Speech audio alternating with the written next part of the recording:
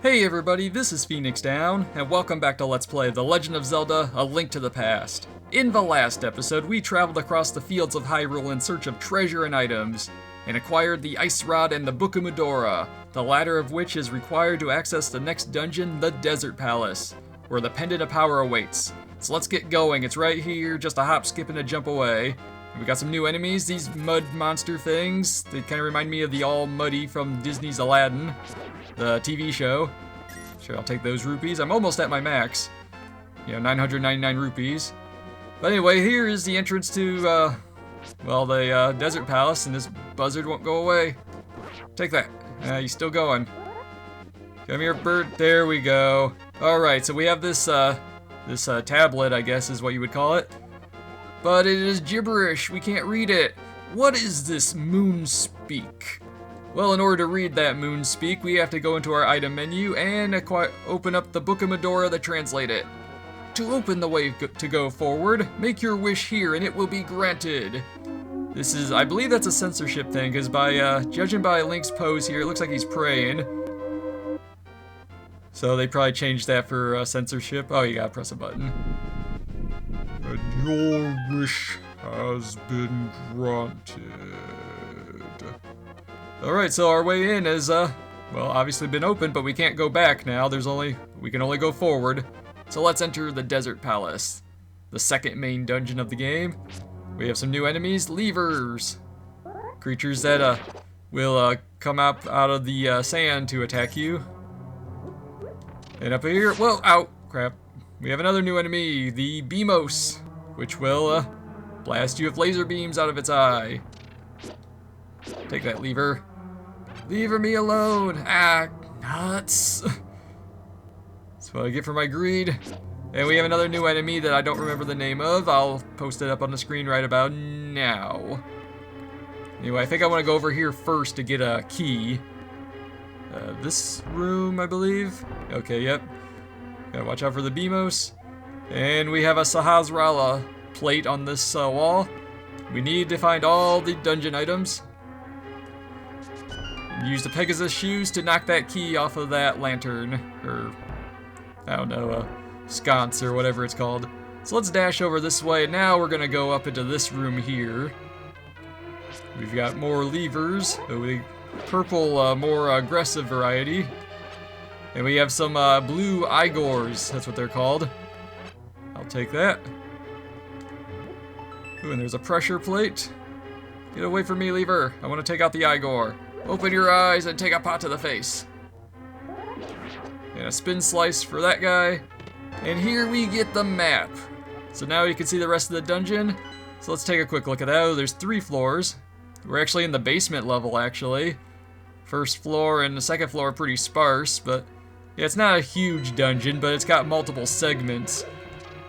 So anyway, let's press onwards. We got a key and a map, so let's go this way.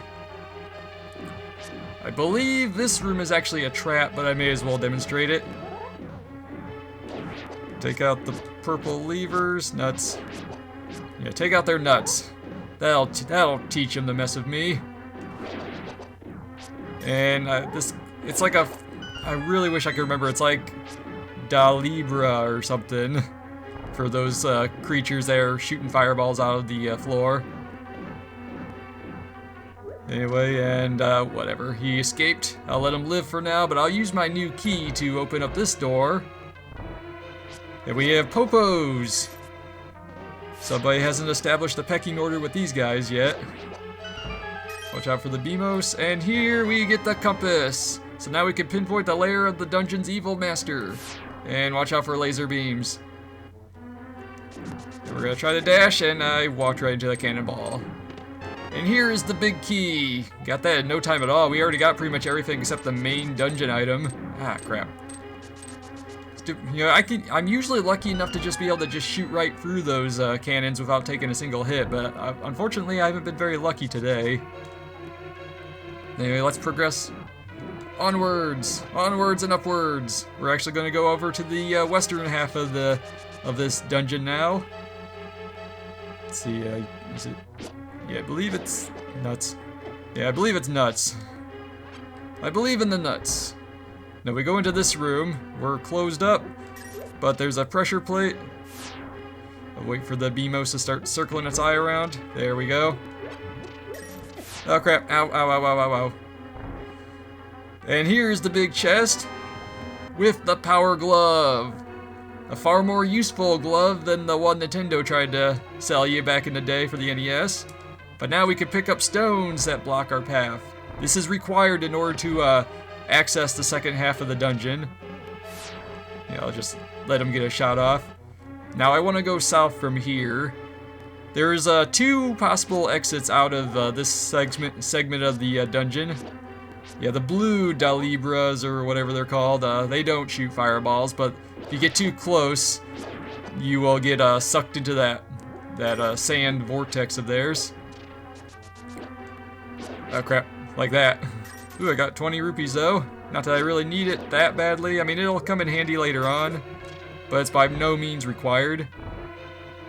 Let's see, there's a block you can push, but I don't think there's anything of any real value up there, unless there's a key or something. Oh, we got fairies. Okay, I'll take them. Yay, full health restoration. So let's move on. Let's get out of this joint. So yeah, there's an exit like this, and on the opposite side of the dungeon, there's another one that leads to just a direct drop back into the sand. Anyway, the entrance to the rest of the dungeon's up above, but I want to come down here first because we got the 8th piece of heart. So that filled up a second heart container for us. So let's go back up this way. And now there's another cave back here. We couldn't open this without the power glove, but now we have the power glove. We can lift up these greenish stones that look like it has the number 8 on it. Yeah, I guess they like to play billiards in Hyrule or something. I'm not sure why it looks like that. And we got another BMOS. Yeah, I think the block's on the other side. Yeah, they changed it up a little bit in A Link to the Past. In the original Zelda game, it was always, anyway, I'll get to that in just a second. We have these rooms with these tiles that, crap.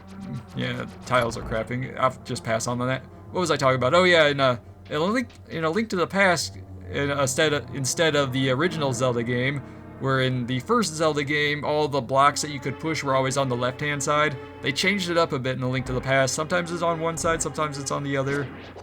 Anyway, you have to wipe out the popos. Almost called them pokies for a second, and now that's a totally different game. One I'm probably not going to get to anytime soon, if ever. I'm curious about that game, but I just haven't ever actually played it before. Alright, let's take this guy out. I don't think we need to light the lamps. Crap. I could be wrong. Oh yeah, we need keys. Take that BMOS. You can't destroy the BMOS, unfortunately. They're a permanent fixture. I think it's the right hand corner. Yep, okay, yep. Take the key and just leave. Don't even worry about those. Now let's get my arrows out. Alright, Mr. Igor, take... Ah, nuts. I was too slow on the draw. Take that. Get my arrows back. Now here you do need to use the lantern as soon as I can get my icon on it. There we go. So let's light up the night. And open a secret passage as the wall slides back that way. It's like the demon wall, only in reverse. And we have the boss room up ahead. I'm going to equip the ice rod. Actually, I'm going to check and see if there are any magic pouches. I could use some backup. Alright, good. Full magic power. I'm going to need that for this upcoming battle. Against Lamola. There's 3 of these creatures. Take that. Ah, crap. My timing was off. Oh, geez. I am screwing this one up so badly. Alright, that's 1 down. It only takes 2 hits from the ice rod to take these guys out. Unfortunately, I ran out of magic power. Well, you could use arrows, or you could swipe with your sword. And you want to make sure you do some decent damage to the other 2 before you kill 2 of them, basically. because their attack script changes a little bit when there's only one left. So take that. Yeah, this battle went a lot smoother in my practice run, unfortunately. You notice that they were shooting rock debris as they erupt out of the ground. Come back here, Lamolas! Alright, that's one down. Okay, now when he pops out of the ground, he's gonna shoot a lot more debris at me.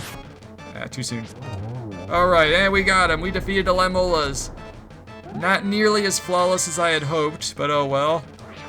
Ah, crap. I missed. I was trying to do that dramatic thing that a lot of people that play this game like to do, where you charge up the sword, then unleash the spin attack right when you pick up the item so you get that swirly thing around you. It just adds for dramatic effect. But we won the Pendant of Power, so our goal of finding 3 pendants is in sight. Go for the last one! Victory is mine! That didn't take nearly as long as I thought it would. We did get all the things in the dungeon, right? Yeah, it's a pretty short dungeon, so I guess we can keep going for a little bit. We can work our way over towards, I guess the northern part of Hyrule now, or the northeastern. Whoops. Yeah, let's just run into random walls while we're at it. Let's go back this way. Now that we have the power glove, we can open up, well, yeah, technically we can open up passages we wouldn't have been able to do before, such as lifting this huge stone here. And there's a hidden staircase that leads underground. And this guy will give you rupees, but I'm pretty much at max, so I'm just going to ignore him. I'm going to top myself off, and I'll just not touch anything else. I think he gives you like at least 100, maybe he might be another like 300 rupee guy. If I'm wrong, I'll come back to it later. I'll look that up on my own time after I'm done recording. Actually, since I'm here, I might as well demonstrate something else. We have these dark green stones. We still cannot pick these up yet, so there's another glove upgrade in the future that will allow us to pick those up, but we can't do anything about it now. These, however, we're still good on. Oh, but I didn't walk on that. So let's dash over this way and go straight up. Oh, straight up.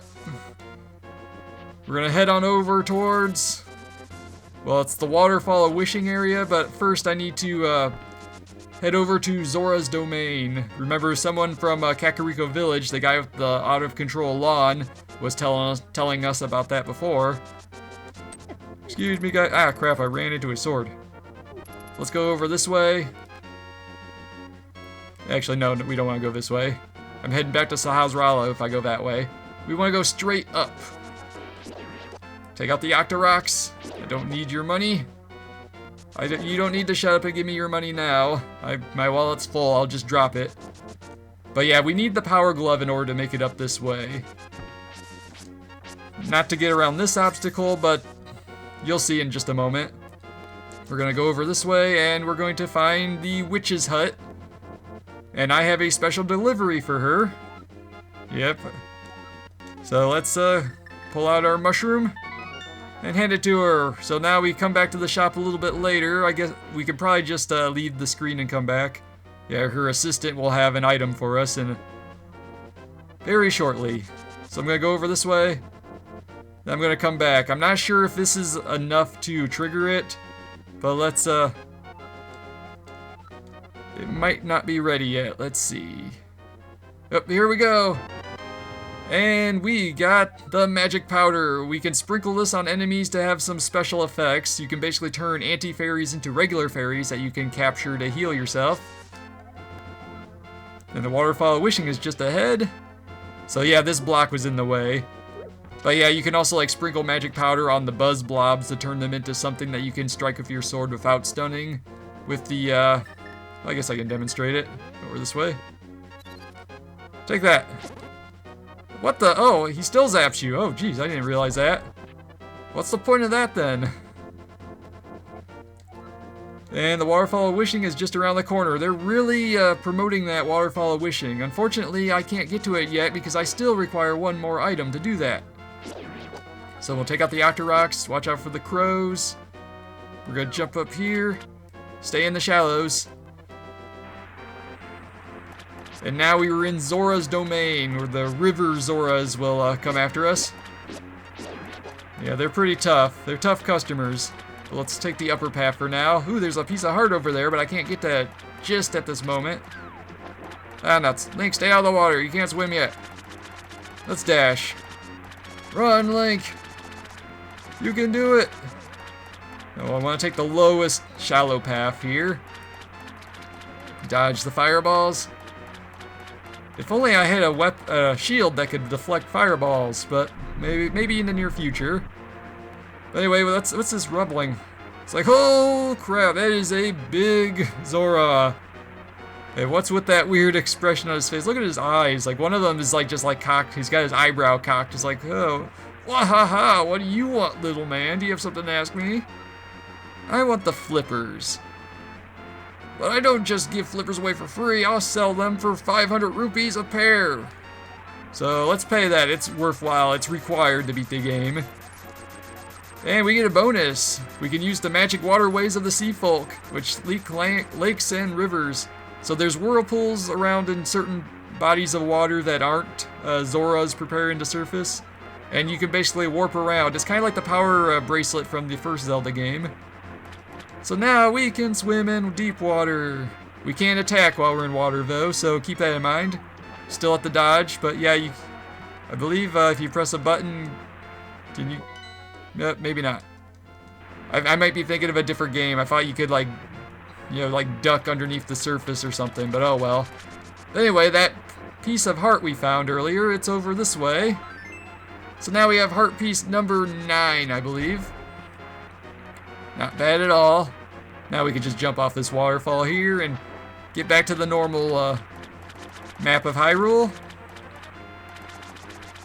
Let's go over this way. We're almost out of Zora's domain. And now we're going to head on over to the Waterfall of Wishing, which is right here, actually.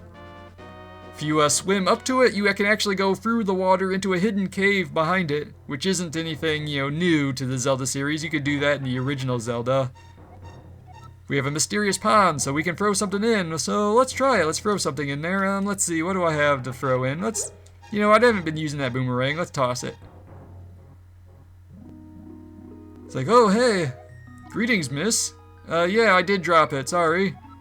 I like an honest person. I will give you something better in return. Ooh, alright. And now we have the magical boomerang. You can throw it faster and farther. So it's basically like the upgrade to the boomerang in the first Zelda game. Now if we wait here a little bit longer, we can throw something else in here as well. So let's throw an item. I'm going to cycle through the other direction now. I'm going to throw in my shield. And here she is again. It's like, I'm a very clumsy person. I apologize. I keep dropping things. Ooh, and we get something better in return. What is it?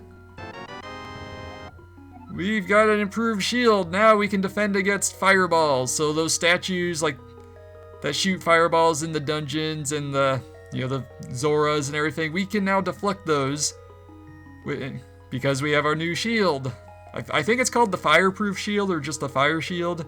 It doesn't really it's just like a level 2 shield. It's basically the name it goes by. But what secrets can we find with the use of these flippers? Find out next time on Let's Play The Legend of Zelda: A Link to the Past. This has been Phoenix Down, and I will see you guys next time.